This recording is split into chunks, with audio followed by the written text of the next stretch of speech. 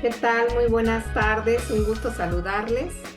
Me agrada mucho que estemos nuevamente aquí compartiendo de parte de Banregio, ¿verdad? Esta masterclass que se llama Impuestos para tu negocio. Es la segunda parte y bueno, pues esperemos complementar un poquito lo que vimos la vez anterior, en el mes pasado, que empezamos a platicar sobre impuestos y bueno, quedaron varias preguntas que ya en su momento pues fuimos respondiendo, ¿verdad?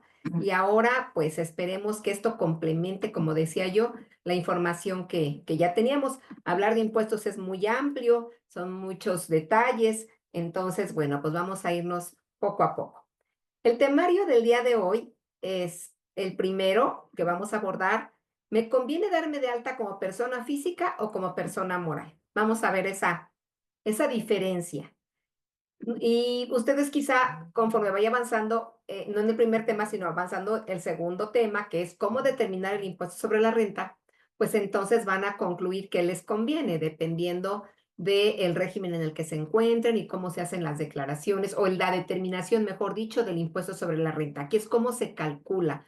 No vamos a entrar mucho detalle debido al corto tiempo que tenemos. Sin embargo, sí nos va a dar una gran idea de cómo se realiza. Y el tema número 3, cómo evitar las multas y los recargos, que muchas veces eso nos agobia y a veces es por desconocimiento. Y podemos evitarlos muy, muy bien si cumplimos con todo lo que vamos a comentar. Entonces, sin más preámbulo, vamos a determinar lo que es nuestro objetivo del día de hoy, pues es que todos los que estamos participando en esta masterclass identifiquemos la diferencia entre personas físicas y personas morales.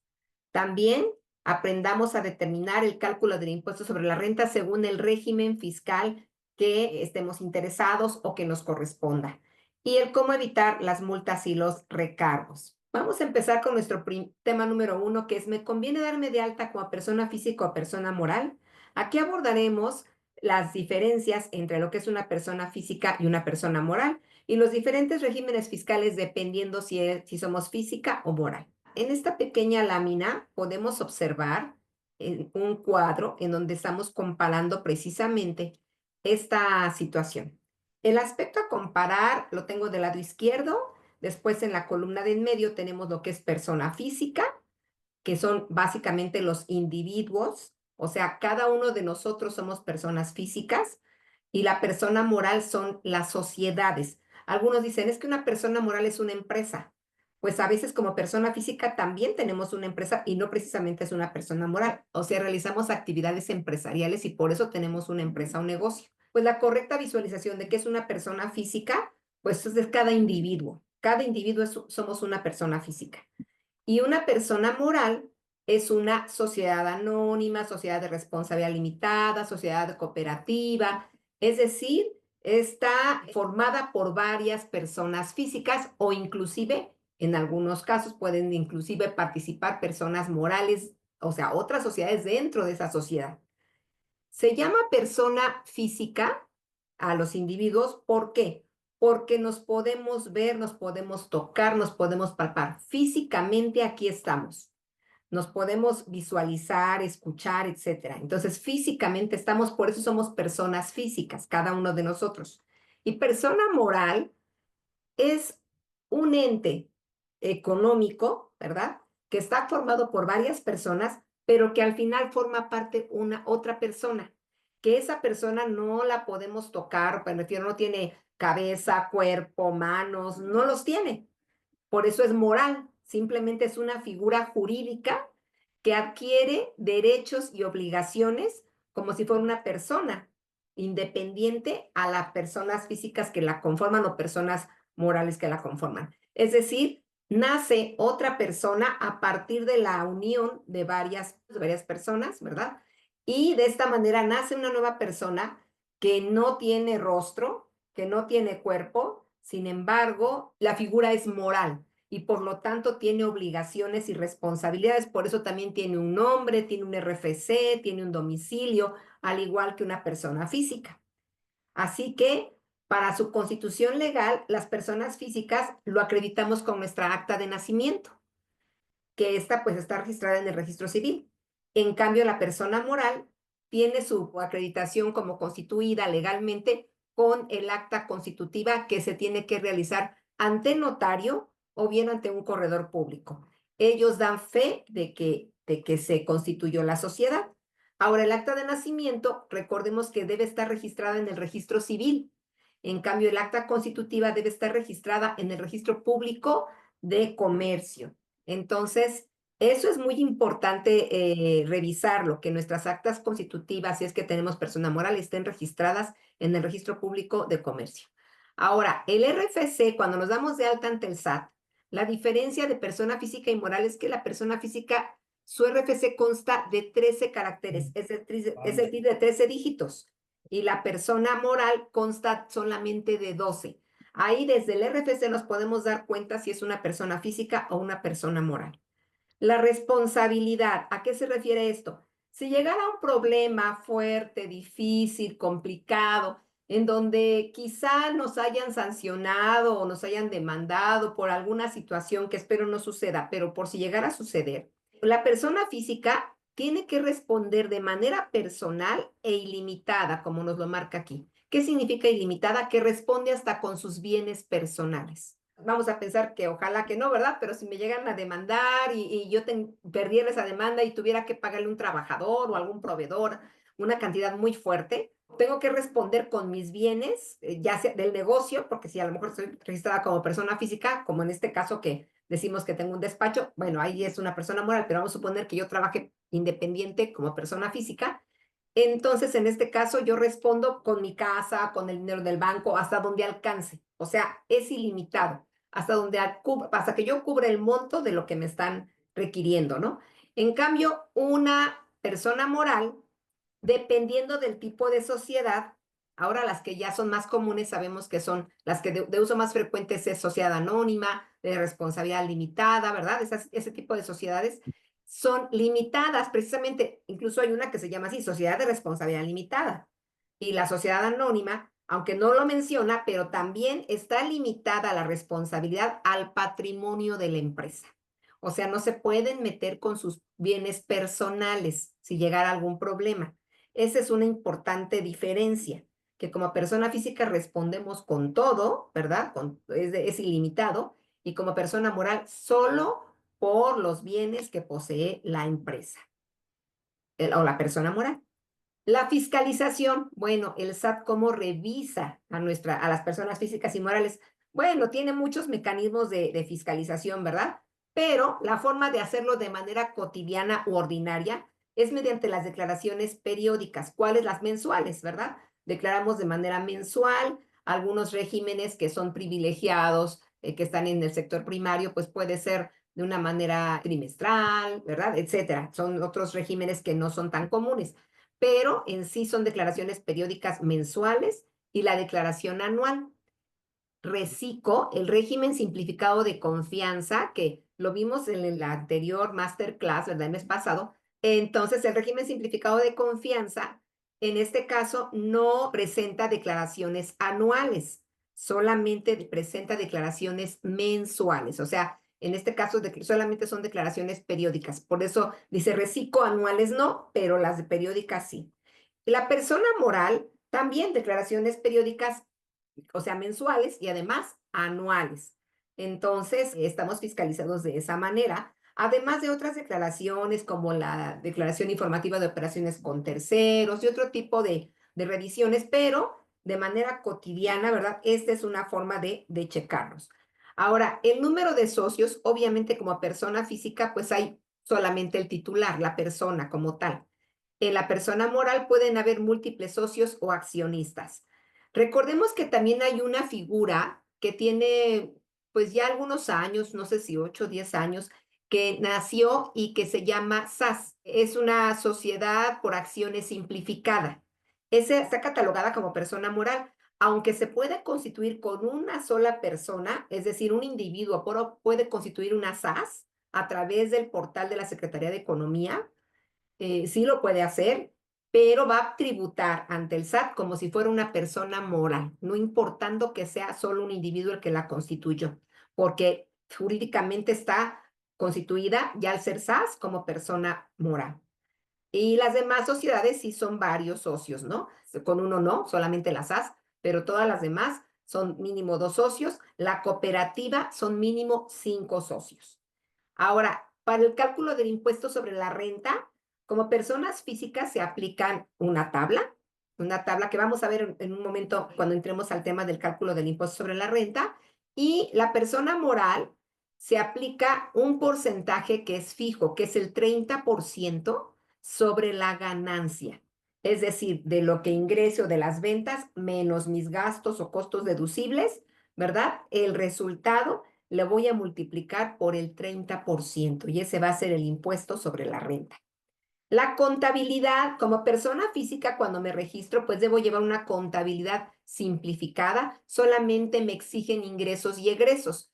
Yo a veces les recomiendo que lleven una contabilidad general para que tengan los estados financieros, su balance general, su estado de resultados, pero eso es de carácter financiero.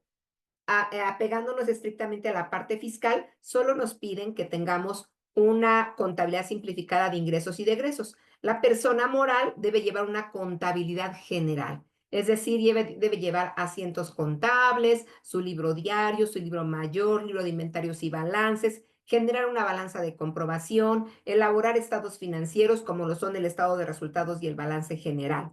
Entonces, es una contabilidad más a detalle que se lleva en una persona moral.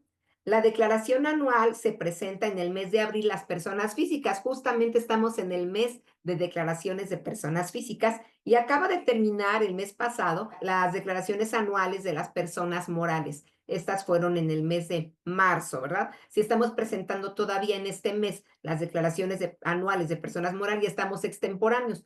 Mientras no haya requerimiento por parte de la autoridad, no hay problema. Ustedes la pueden hacer de manera espontánea y no haber ninguna sanción. Pero es muy importante que cumplamos en tiempo y forma para evitar esos focos rojos o esas alertas que pueden llamar la atención de la autoridad. Las deducciones personales, ¿a qué nos referimos con esto? Sabemos que los deducibles, platicábamos justo en la masterclass pasada, ¿qué eran las deducciones? ¿No? Es el derecho que tenemos a restar de los ingresos, los costos y los gastos. De manera mensual vamos a estar restando los costos y gastos, ¿verdad? Aquellos que tengamos derecho a deducción.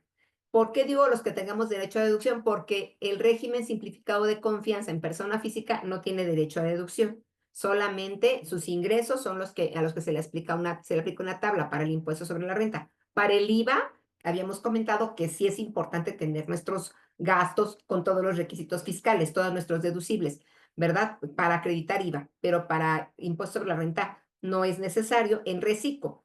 Persona física, porque persona moral sí es importante que tengamos todo, ¿verdad? Entonces, las deducciones son importantes en ambos casos, pero las deducciones personales solamente aplican a las personas físicas con actividad empresarial y profesional, personas físicas en arrendamiento, personas físicas asalariadas.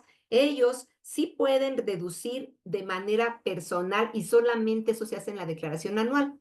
¿Qué son las deducciones personales? También lo veíamos en la masterclass pasada.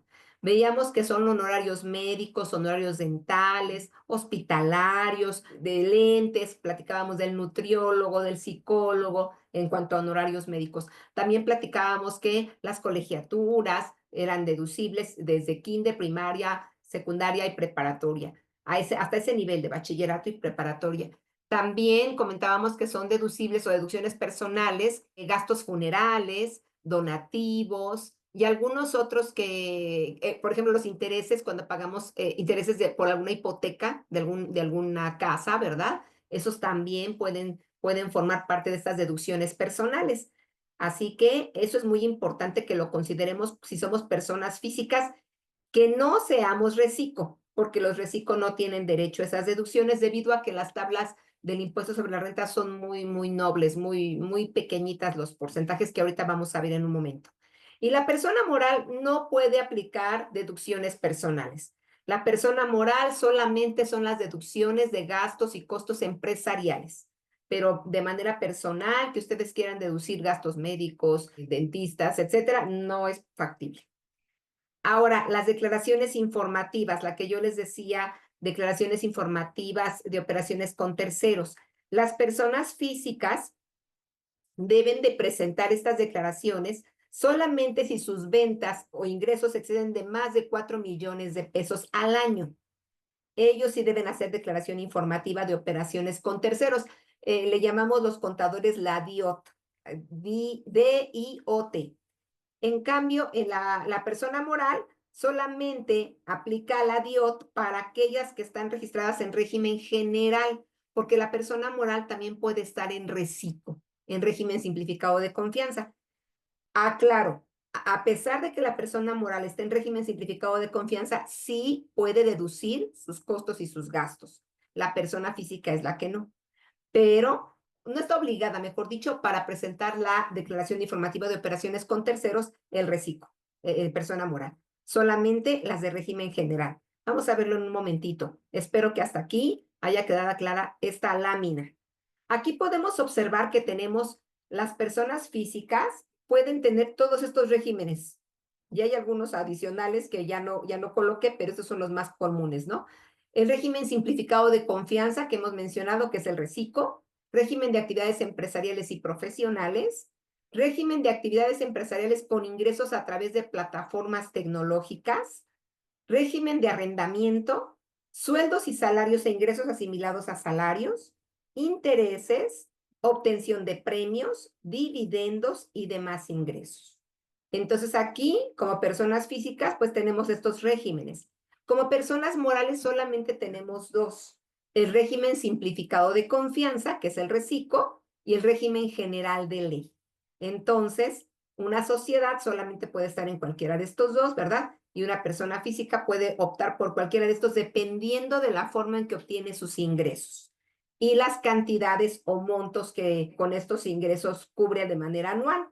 Entonces vamos a ir viendo cómo se determina el impuesto sobre la renta en cada uno de estos regímenes. Entonces, en el tema número 2 tenemos cómo vamos a calcular el impuesto sobre la renta de una persona física y una persona moral en régimen simplificado de confianza. Y también vamos a ver cómo una persona física con actividad empresarial y profesional, ¿verdad? Y de una persona moral en régimen general.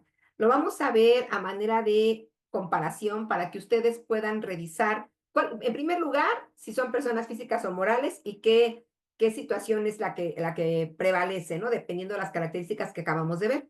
Y ahora ver qué les conviene de acuerdo a los diferentes regímenes. Sabemos que el régimen simplificado de confianza, si soy persona física, solamente pueden estar ahí aquellos que tengan ingresos menores a 3,5 millones al año. Ingresos menores a 3,5 millones al año. La persona física, decíamos, es una sola persona, como en este caso, en nuestro ejemplo, es Juan Pérez, ¿verdad? Y entonces Juan Pérez es el que, aquí está, y dice, yo no tengo ingresos mayores a 3,5 millones, ¿puedo ser reciclo? Sí. ¿Qué tiene que hacer? Bueno, declaraciones mensuales, pero con carácter de definitivo. En la masterclass pasada platicamos sobre esto, qué es una declaración provisional y qué es una declaración definitiva. Recordemos que la provisional es que voy a declarar mientras te presento la declaración anual. Te voy a ir dando las mensuales a manera de anticipos, ¿verdad? Y ya cuando llegue el anual hacemos cuentas ya de todo el año. Y le descontamos lo que ya te di en las provisionales, por si se llama provisional. Y las declaraciones mensuales definitivas, ¿qué significa? Que yo te declaro en el mes y ya no te voy a hacer una declaración anual, SAT. Hasta aquí me quedé, lo que te declaré en ese mes, ese es mi impuesto y se acabó. Y al siguiente mes lo mismo, y así hasta llegar a cubrir todo el año y ya la declaración anual no se presenta. Recordando que las personas físicas, cuando le trabajan a personas morales, ¿verdad? Cuando prestan servicios o le venden a personas morales, hay una retención de impuestos sobre la renta del 1,25%. Esta retención tienen derecho a restarla cuando hacen el cálculo de su declaración. No deduce ningún gasto. La persona física no tiene deducciones en un régimen simplificado de confianza. Sin embargo, sí estamos obligados a tener nuestros CFDIs de todas nuestras compras, nuestros gastos, ¿verdad? Porque para el IVA sí es muy importante que tengamos el IVA, porque el acreditamiento del IVA, lo veíamos en la masterclass pasada, es lo mismo. IVA cobrado menos IVA pagado, siempre y cuando tengan un CFDI con todos sus requisitos. y esté debidamente pagado. Entonces, por eso acabo la aclaración, porque a veces dicen, oye, soy reciclo, ¿yo para qué pido factura de lo que compre? ¿Para qué pido factura electrónica? Pues para el IVA, ¿no? Quizá para el ISR no nos funcione, pero para el IVA sí. Y además para que tú lleves tu control de lo que gastas, de tus costos y que tengas información financiera para que puedas tomar decisiones. Ahora, lo voy a dejar hasta aquí, las deducciones de personas físicas. Me voy a ir a persona moral, llevamos 3 renglones. La persona moral debe tener ingresos menores de 35 millones de pesos. Aquellos que excedan 35 millones de pesos no pueden ser reciclo. Los reciclo lo máximo que pueden tener son ingresos de 35 millones. La declaración que van a presentar es mensual provisional, a diferencia de la persona física, que es definitiva. Aquí sí hay provisionales y además hay anual. Y aquí en las deducciones sí hay deducciones. ¿Qué se deducen? Los gastos propios de la actividad, o sea, las compras, los gastos, la nómina, etcétera, siempre y cuando se cumpla con los requisitos fiscales de tener nuestro comprobante fiscal digital. Si se fijan, estas son las diferencias. Ahora, la contabilidad en una persona física reciclo debe ser simplificada. En cambio, una persona moral lleva una contabilidad general. Debe registrar sus asientos contables, ¿verdad? En un programa contable, genera estados financieros, libros contables, balanza de comprobación, etcétera. ¿Cómo se paga el impuesto sobre la renta aquí? En personas físicas y morales. Miren, las personas físicas es mediante flujo de efectivo, o sea, los ingresos o las ventas efectivamente cobradas menos los gastos que son deducibles efectivamente pagados, ¿verdad? Aquí hay un error porque no es correcto esto. Bueno, lo corregimos para que ustedes tomen nota. Aquí se nos fue, aquí la base para impuestos sobre la renta, estamos hablando de que no hay deducciones, son ingresos cobrados nada más y esos ingresos es la base para efectuar el pago. Esto de deducciones está incorrecto, ahorita me di cuenta, aquí es el comparativo. En cambio, en personas morales son ingresos cobrados menos deducciones pagadas. Aquí sí se hace esa deducción. En cambio, acá en personas físicas no. El porcentaje es la tabla para reciclo, inclusive aquí se menciona perfectamente bien, tabla para régimen simplificado de confianza para personas físicas sobre los ingresos sin deducción alguna. Por eso es que está incorrecto este párrafo, el anterior, el renglón anterior, porque no hay deducciones. En cambio, persona moral es el 30% sobre el flujo de efectivo. ¿Qué es el flujo de efectivo? Los ingresos cobrados menos las deducciones efectivamente pagadas y el resultado, a ese se le va a aplicar el 30%. Entonces, vamos a ver un ejemplo para que nos quede más claro. Aquí cuando se asocian, ¿verdad? Es Grupo Pérez S.A.D.C.B., pero en caso de que sea persona física solamente es Juan Pérez, ¿no? No sé si tengan alguna duda, espero no haberlos confundido con esta partecita de la base. La base, ¿qué significa? La base es el monto que voy a considerar para calcular el impuesto sobre la renta. En caso de personas físicas, solamente son los ingresos cobrados sin deducciones. Para personas morales, es el flujo de efectivo, es decir, la resta de ingresos cobrados menos deducciones pagadas. ¿Ok? Bien, aclarando este punto, vamos a ver este ejemplo. El cálculo del impuesto sobre la renta, ¿verdad? Que tenemos aquí, de Juan Pérez, por ejemplo, que está en reciclo y tiene ingresos cobrados mensuales. A estos ingresos cobrados, si él cobra hasta 25,000 pesos, se le va a aplicar sobre esos ingresos el 1%, es decir, si él cobra 10,000, entonces va a ser el 1% de esos 10,000, porque no rebasó los 25,000. Pero si él tiene ingresos que cobró hasta 40,000, entonces tendría que ir en el segundo renglón y a los 40,000 le va a aplicar el 1.10%. Estos porcentajes son muy pequeñitos. ¿Por qué? Porque no permite deducciones, solamente se calcula, perdón, el impuesto sobre la renta sobre los ingresos cobrados. Y aquí en el tercer renglón nos dice 83,333. Quiere decir que si yo obtuve ingresos cobrados por 80,000 o hasta esta cantidad, ¿verdad? Tengo 1.50, es decir, desde 50,000 a 83,000, 50,001 hasta 83,333 es 1.50. Y luego de 83,334 hasta 208,333 sería el 2%. Y luego de esta cantidad hasta 3,500,000, el 2.5%. Entonces, se fijan aquí, esta es mensual y obviamente hay una tabla anual donde viene todo el acumulado, pero están los porcentajes simplemente, o sea, los ingresos están multiplicados por 12, excepto el último renglón que dice 3,5 millones.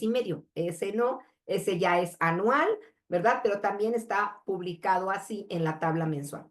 Entonces, así tenemos lo que es la determinación del impuesto sobre la renta de Juan Pérez, que es reciclo. Vamos a ver qué pasa con Grupo Pérez SADCB, que es persona moral, ¿verdad? Ellos lo que hacen es lo siguiente: sus ingresos efectivamente cobrados, o sea, sus ventas que cobraron, no nada más lo que vendieron, porque a lo mejor vendieron, hicieron la factura, el CFDI, pero no les pagaron.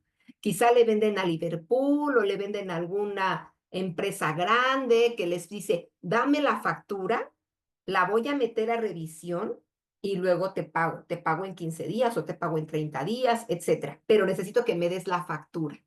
Entonces, si se hace la factura, precisamente para tramitar el pago, esa factura no va a contar para el cálculo del impuesto sobre la renta todavía. ¿Hasta cuándo va a contar? Hasta que nos la paguen, hasta que pasen los 30 días que nos dijeron, ¿verdad? Entonces, ahora sí, ya que suena la caja, ya que llegó el dinero, ahora sí la voy a declarar. Y las deducciones autorizadas efectivamente pagadas, es decir, todos los gastos que hemos hecho y que tenemos un CFDI y que hemos pagado. Si sucede el lado contrario, donde el proveedor me pide que, le pido yo que me dé la factura, pero todavía no se la pago, no lo puedo deducir hasta que realmente ya esté pagada. Por eso muchas empresas optan en no entregar la factura hasta que sea cobrada o pagada, ¿no? O sea, dicen hasta que sea efectiva para que para que sea mejor el control. Pero en realidad hay algunas empresas que sí te la solicitan para poder gestionar el pago, ¿no? Sobre todo empresas grandes o instituciones de gobierno nos solicitan precisamente estos comprobantes con anticipación para hacer el trámite, y nosotros tenemos que tener un control interno vigilando que ya expedí la factura, pero que ahora tengo que reportarla cuando la cobre, que es cuando hacemos el complemento de pago. Eso es cuando hacemos la factura, ¿verdad? Primero, y luego hacemos un complemento de pago, porque hasta el momento en que me la pagaron es cuando hago el complemento.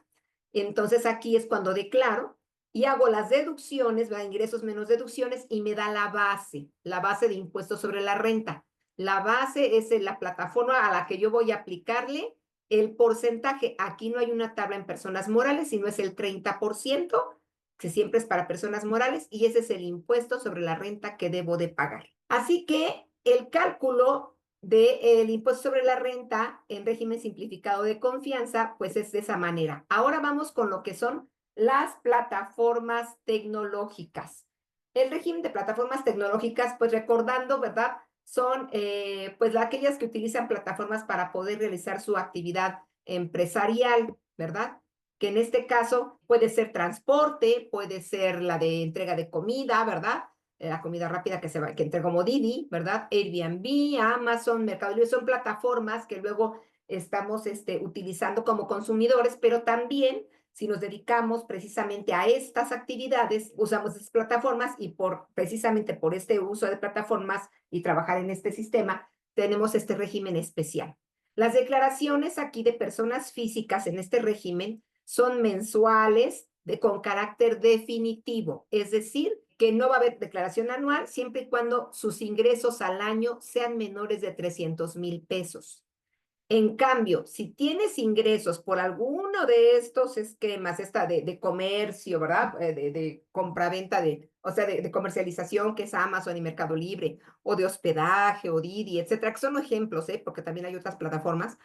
Pero si tus ingresos son mayores a 300,000 pesos, sí tienes que hacer declaración mensual provisional y además presentar declaración anual, porque acuérdate que cuando es provisional, tienes que hacer declaración anual. Las deducciones, perdón, en declaraciones mensuales no aplican si son deducciones en pago definitivo. Es decir, si es menor de 300,000, no hay deducciones que aplicar.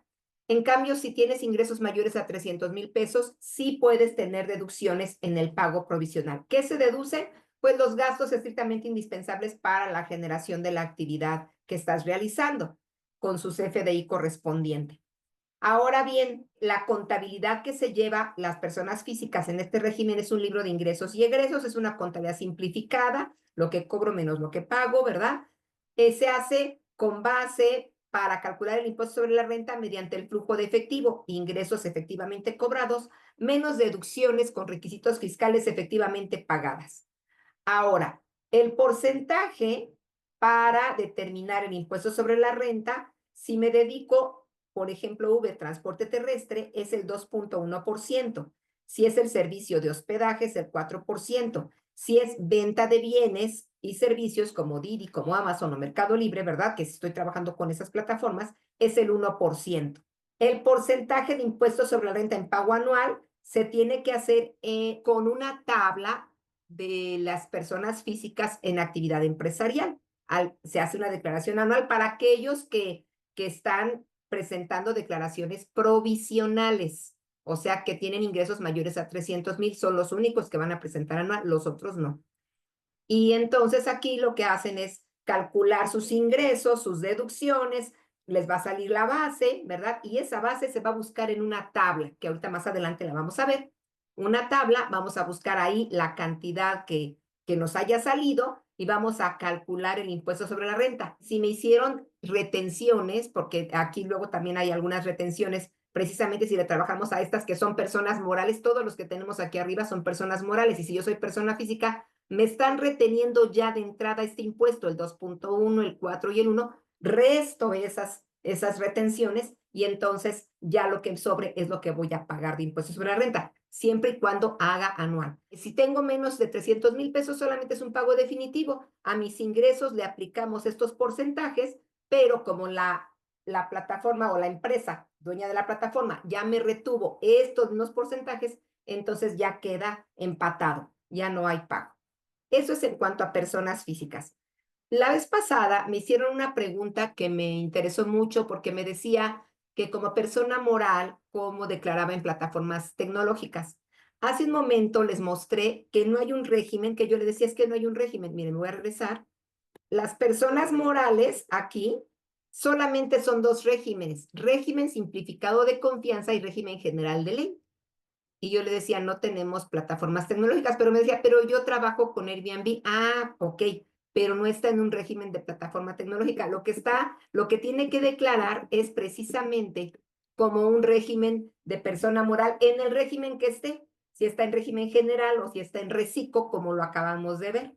Si es régimen general, va a presentar declaraciones mensuales, provisionales y anual, va a deducir los gastos propios de la actividad, cumpliendo con requisitos fiscales, ¿verdad? Si es reciclo, ya dijimos que es lo efectivamente pagado, que es lo que va a deducir. En este caso, persona moral es general. El reciclo, si es persona moral, reciclo, va a declarar su impuesto sobre la renta mediante flujo de efectivo, pero si es régimen general, lo va a declarar conforme a la utilidad, que ahorita vamos a ver cómo se saca esa utilidad en un régimen general. Después tenemos que el porcentaje de impuestos sobre la renta en un pago definitivo o provisional, en este caso es provisional si es régimen general, es que va a acumular sus ingresos, o sea, todo lo que vende, cobrado o no cobrado. El régimen general no es efectivamente cobrado, solamente es reciclo, pero el general no. Todo lo que yo facturé, aunque no lo haya cobrado, lo voy a declarar. Las deducciones autorizadas y debidamente requisitadas, también lo puedo hacer, aunque aún no se hayan pagado, y eso va a dar una base de impuestos sobre la renta. Esa base le multiplico por el 30% del ISR y el resultado le resto los pagos provisionales que se hicieron durante el año y ahí voy a obtener el impuesto. Ahora, el porcentaje de ISR, ya decíamos, es el 30% en un régimen general, es sobre la ganancia. En una persona moral reciclo es sobre el flujo, ya lo habíamos visto. Bueno, el régimen de actividad empresarial, ¿verdad? Personas físicas y régimen general, personas morales. Aquí el cálculo del impuesto sobre la renta, pues ya lo habíamos mencionado, ¿verdad? Las personas físicas, todas excepto reciclo, porque ya vimos reciclo, y los socios de empresas que no pueden ser reciclo, sino forzosamente tienen que ser personas físicas. O sea, todas las personas que no son reciclo y todos los socios que son socios de empresas, por ejemplo, si yo soy socia de una SA, entonces yo soy persona física y debo tributar o debo estar registrada, ¿verdad? En un régimen de dividendos o régimen de actividad empresarial, no puedo ser reciclo. Esos son los ingresos que debo de declarar, ¿verdad? Así son las personas físicas y las personas morales También todas las personas morales van a ser régimen general, menos reciclo, sociedades civiles, y aquellas que ya se declararon como reciclo son reciclo, las sociedades civiles sí son régimen general, pero no declaran como lo voy a mencionar, porque es solamente sobre ingresos cobrados y deducciones pagadas. Es igual que un reciclo la sociedad civil. Ahora bien, las declaraciones en una persona física son mensuales, provisionales y anual. Deben presentar contabilidad electrónica y declaración informativa de terceros cuando los ingresos son mayores a 4 millones de pesos al año. Si son menores a 4 millones y estás con actividad empresarial, no es obligatorio que lleves contabilidad electrónica y, bueno, es que mandes la contabilidad electrónica y que hagas la declaración informativa de operaciones con terceros. Una persona moral tiene que hacer declaraciones mensuales, provisionales y la anual y llevar esta contabilidad electrónica, enviarla y hacer la declaración informativa de operaciones con terceros. Las deducciones, pues los ingresos propios de la actividad, lo mismo que las personas morales, los gastos propios de la actividad, ¿verdad? En la declaración anual, una persona física tiene derecho a hacer deducciones personales, la persona física con actividad empresarial, la persona moral solamente las deducciones que son propias de la actividad. Es una contabilidad simplificada la que llevan las personas físicas. Una persona moral lleva una contabilidad general, que ya lo habíamos mencionado. La base para pagar el ISR de una persona física es el flujo de efectivo y para una persona moral son las ventas menos costos y gastos. Aquí vamos a ver que la persona física se maneja con una tabla, que es esta.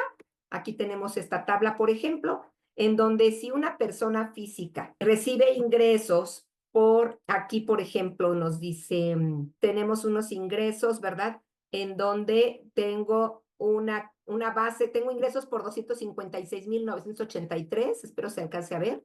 Las deducciones por 189,000 como persona física, entonces lo resto y la base son 67,000. Eso lo busco en la tabla del ISR de personas físicas y entonces está entre 38,000 y 72,000 esta cantidad, los 67,000. Se aplica la tabla, es decir, a estos 67,000 se le resta el límite inferior, que son 38,000. La diferencia se va a multiplicar por el porcentaje que está en ese mismo renglón, que en este caso fue 30%, pero fíjense cómo va desde el 1,92 hasta el 35%. O sea, va aumentando dependiendo de los ingresos. Y después se le suma lo que es la cuota fija, que son 7,162, y este es el pago del ISR por obtener esta ganancia de 67,000. En cambio, si soy persona moral, los ingresos acumulables le resto las deducciones, obtengo la base y ya no busco en ninguna tabla, sino me voy directamente al 30%. Y eso multiplico y ya tengo el ISR. ¿Qué quiero decirles con esto? Que a veces, como persona física, cuando ya tengo una utilidad o esta base de cálculo muy alta, que ya llegó al 30, 32, 34, 35, quizá me convenga constituirme como persona moral. ¿Por qué? Porque aquí solo voy a pagar el 30%. Estoy hablando de personas físicas con actividades empresariales. Y además voy a limitar la responsabilidad, que es lo que platiqué al inicio, ¿no? Una persona física, su responsabilidad es ilimitada y una persona moral, su responsabilidad se limita solamente al patrimonio de la empresa. ¿Cómo evito multas y recargos ya para poder avanzar y concluir con esto? Bueno, pues aquí es que nos registremos en el RFC, ¿verdad? Si soy asalariado, obviamente debo estar registrado. En el caso de personas físicas, lo van a tramitar las personas que sean mayores de 18 años y cuando son menores de edad, porque a veces estamos trabajando muy jóvenes, algunos jóvenes trabajan a partir de los 16 con autorización de los padres, ¿verdad? Se pueden dar de alta también a partir de esa edad. Ahora, profesionistas también se deben dar de alta y como dueño de un negocio o emprendedor como persona física o persona moral, obviamente me debo dar de alta, ¿no? Cuando ya tengo los 18 años cumplidos, requieren inscribirse en el RFC con o sin obligaciones fiscales. Hay algunos estudiantes que requieren su RFC para sacar su cédula profesional cuando ya están terminando su carrera y entonces dice, todavía no trabajo, pero ya me lo pidieron. Entonces se tramita sin obligaciones fiscales y se pueden preinscribir a través del portal del SAT. Recordemos también que nos vamos a evitar multas si cumplimos con declarar o manifestar nuestro domicilio fiscal, ¿verdad? Que es el lugar en donde se encuentra el principal asiento de tus actividades empresariales, ¿verdad? El local que se utiliza para el desempeño de esas actividades empresariales o actividades o servicios o lo que tú ofrezcas. tu casa habitación si no cuentas con un local, con independencia, si realizas o no actividades comerciales. Si no hay un local, un negocio en sí, puedes poner tu casa. Personas morales, el local donde se encuentre la principal administración del negocio, ¿verdad? Ahora, la contraseña. No me quiero saltar este punto, sé que estamos terminando. Sin embargo, no me quiero saltar esto porque es muy importante. La contraseña debo tenerla, ¿verdad? Y se conforma del RFC y una contraseña alfanumérica que elige el contribuyente. Ustedes deciden cuál es esa contraseña. Y me va a permitir consultar mi buzón tributario, activarlo inclusive, hacer la actualización de datos personales, excepto cambio de domicilio. Es decir, con la pura contraseña no puedo hacer cambio de domicilio. Para eso voy a necesitar la e-firma. Es decir, son dos cosas. Una es la contraseña y otra es la e-firma que tiene una clave de acceso, es decir, tiene otra contraseña. Entonces, vamos a tener que contar con esas dos, una contraseña y la e-firma. Para cambio de domicilio, a manifestar el cambio de domicilio tiene que ser con la e-firma. Pero con la pura contraseña puedo actualizar otros datos, ¿verdad? Tener mi constancia o tramitar mi constancia de situación fiscal, sacar mi opinión de cumplimiento, facturar, inclusive también renovar. Si por alguna razón no se descargó el certificado digital, se puede recuperar, ¿verdad? Y puedo hacer mis declaraciones, pero solamente las personas físicas con pura contraseña. Para personas morales, forzosamente necesito la e-firma. Es muy importante que resguarden esta contraseña, que no la compartan, que la e-firma también la tengan y el acceso a la e-firma la tengan bien resguardadas, porque con eso se pueden hacer muchas cosas, desde facturar y hacer muchos trámites, hacer cambios en tus datos. Entonces es muy, muy importante. Si olvidaste tu contraseña, la puedes recuperar en el portal del SAT o mediante la aplicación SAT ID, ¿verdad? Que eso es relevante. Aquí te platico sobre la e-firma, ¿verdad? Que tiene una vigencia de 4 años a partir de que se genere. Y bueno, pues ahora ya tenemos que realices tu cambio de domicilio fiscal y las declaraciones personas morales con tu e-firma, porque si no, no te lo va a permitir. Algunos trámites gubernamentales te van a pedir que pongas tu firma y es la firma electrónica avanzada, que en este caso es la e-firma. O sea, no nada más es para trámites del SAT, sino también para trámites en algunas otras instituciones como la Secretaría de la Función Pública y la Secretaría de Economía, perdón. Entonces, cuiden esta e-firma. Si ustedes tienen que entregar esta e-firma a su contador para que les haga sus declaraciones, hagan una carta responsiva. Cuando nosotros vamos al SAT y tramitamos nuestra e-firma, nos escribe ahí y nos dice que la entregó, nosotros firmamos de recibido, como diciendo el SAT, yo ya no me hago responsable, te entregué los archivos, te entregué todo y ahora ya lo tienes tú. Entonces, ¿qué significa eso? Que ellos dicen, yo ya no tengo nada, tú eres responsable. Si tú se la das a quien sea, ¿verdad? Y entonces pueden hacer mal uso. Tengan cuidado, sepan a quién la entregan, que les firmen de recibido y para qué efectos la están entregando. Cuando llega a pasar alguna situación de que el contador se fue y se llevó mis datos, se llevó mi firma y yo descuidadamente me quedé sin nada, ¿qué puedo hacer? Pues tenemos que ir a renovarla, ¿no? O sea, revocar la que tenemos y renovarla para que no haya mal uso. Entonces, eso es muy, muy importante. Así que vamos a evitar multas y recargos presentando nuestras declaraciones en tiempo y forma, revisando la facturación y registros contables, usando las herramientas digitales del SAT, como las que hemos mencionado. Aquí, por ejemplo, no les mencioné que tenemos el SAT ID, ¿verdad? Que eso, pues, es muy, muy importante que lo conozcamos porque esto nos va a permitir tener una aplicación para generar mi constancia de situación fiscal, para generar una contraseña, para renovar mi e-firma. Siempre la puedo renovar si no tengo más de un año que venció. Lo puedo hacer a través de esta aplicación de SAT ID. También hay un programa que se llama Certifica que me va a permitir acceder a Certisat, que en este caso Certisat Web es una herramienta en línea que proporciona el SAT para obtener diferentes certificados digitales, ¿no? Y cumplir con las obligaciones fiscales. La verdad es que es muy importante que usemos precisamente estas herramientas digitales y familiarizarnos con ellas. Perdón por el exceso de información, espero que les haya servido mucho esta información. Aquí tengo las conclusiones.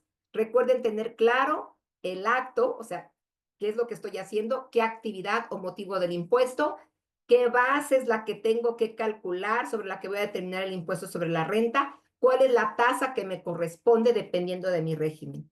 Es imprescindible saber qué régimen fiscal voy a elegir para saber cómo funciona a la hora de presentar nuestras declaraciones y el pago de los impuestos.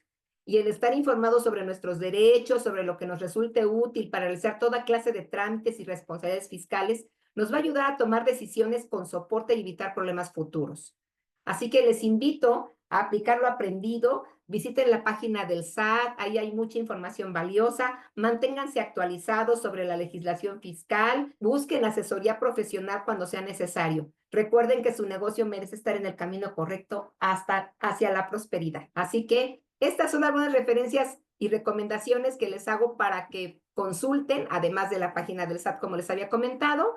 Hay un material muy interesante que se llama el ABC para personas contribuyentes que emitió el Gobierno de México. Es este material, aquí le puse el dibujo, el ABC para personas contribuyentes. Está muy didáctico, la verdad, y trae información muy valiosa.